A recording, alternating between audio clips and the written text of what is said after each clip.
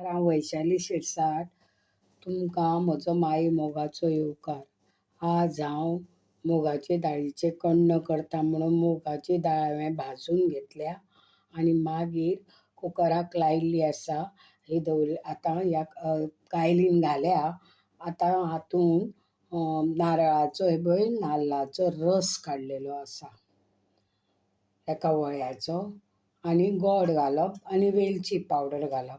तर पयलीं हांव हातूंत नारळाचो रस घालतां आनी इल्लें मागीर उदक घालतां. आतां हें उदक घालतां आनी हें सगळें धवळून घेतां, एकजीव करतां. आतां तातूंत हें गोड घालतां आनी अशें मिक्स करून घेतां. मातशें आतां हें सगळें मिक्स जावनी गोड वितळुनी मागीर वेलचीची पावडर आनी इल्लेंशें मीठ उडयतां. आतां हें इल्लें मीठ घालां आनी तें सगळें अशें धवळून घेतां.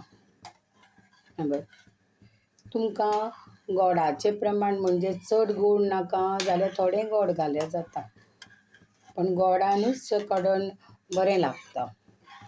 तर हें आतां अशेंच ताका उकळ येवनी मागीर वेलची पावडर घालतां.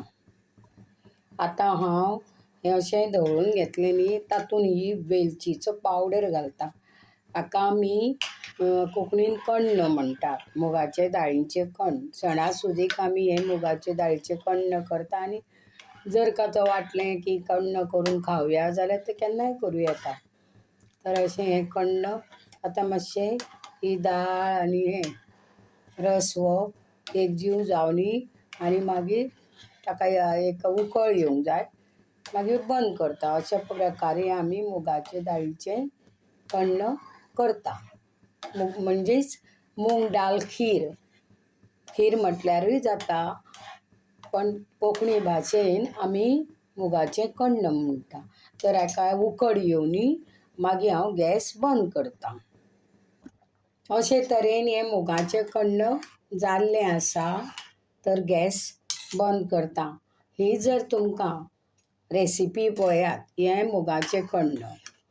तर ही जर रेसिपी तुमकां आवडली आसा जाल्यार तुमी लायक करा, शेअर करा, योग्य तो कॉमेंट्स लिया. Thanks for watching my this video.